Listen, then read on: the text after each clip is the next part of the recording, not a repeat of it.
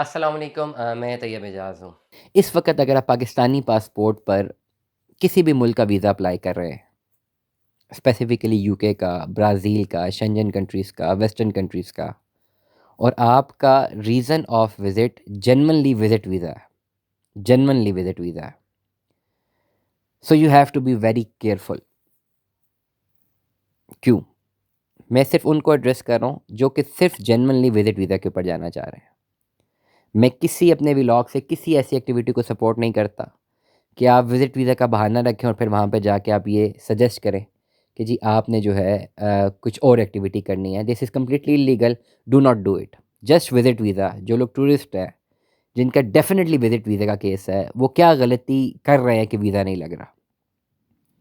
Overall अब मैं अपना अगर थोड़ा पोर्टफोलियो दिखाऊँ, तो 6-7 इंटरनेशनल फ़्लाइट्स हैं मेरी, लेकिन अगेन दुबई का वीज़ा फैमिली वीज़ा रिजेक्ट कर दिया गया। कुछ गलतियाँ हैं जो की जा रही हैं और क्यों हमारे साथ ऐसा हो रहा है because of the green passport. क्योंकि बहुत सारे हमारे ऐसे बहन-भाई हैं जो कि मिसयूज़ करते हैं हमारे इस ग्रीन कलर के पासपोर्ट को, जिसमें सबको फिर भुगतना पड़ता है।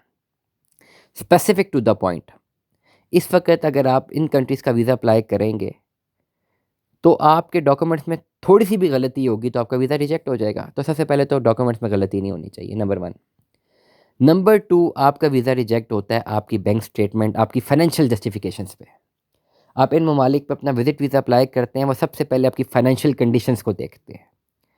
अगर वो आपकी फाइनेंशियल कंडीशन से सैटिस्फाइड हैं, तो वीज़ा आपको देंगे। अगर वो आपकी फाइनेंशियल कंडीशन से सैटिस्फाइड नहीं है, तो वो आपको टूरिस्ट वीज़ा या विज़िट वीज़ा नहीं देंगे।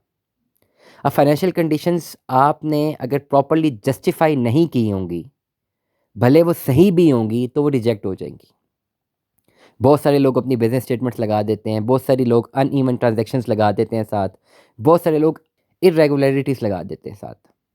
बहुत सारे लोग अपनी बैंक स्टेटमेंट और अपने एनटीएन के जो टैक्स रिटर्न्स हैं, उनको जस्टिफाई नहीं कर पाते। वो मैच नहीं हो रही होती हैं एक-दूसरे से।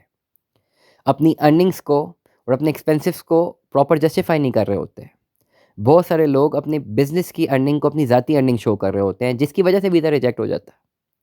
If you are applying for a visit visa for Brazil, for UK, for any Schengen country, आपकी फाइनेंशियल सिक्योरिटीज़ बड़ी क्लियर होनी चाहिए और जस्टिफाइड होनी चाहिए।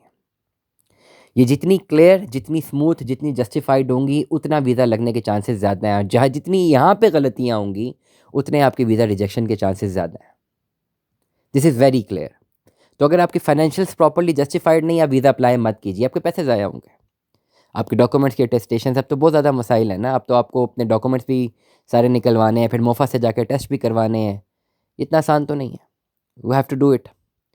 और वो अटेस्टेशन के बाद फिर आप अपने डॉक्यूमेंट सबमिट भी करवाएँ, फिर आप जो है एम्बेसी की फ़ीसेस भी पे करें और फिर आपने अपनी जस्टिफ़िकेशन में गलती की हुई है, तो रिजेक्शन है। इसलिए first completely concentrate on your financial securities in your home country, then apply for the visa. Financial securities, financial justifications, credit debit को कैसे डिफ़ाइन करते हैं, इस हवाले से अगर आप कंसल्टेंसी लेना चाहें, तो हमसे राब्ता कर सकते हैं।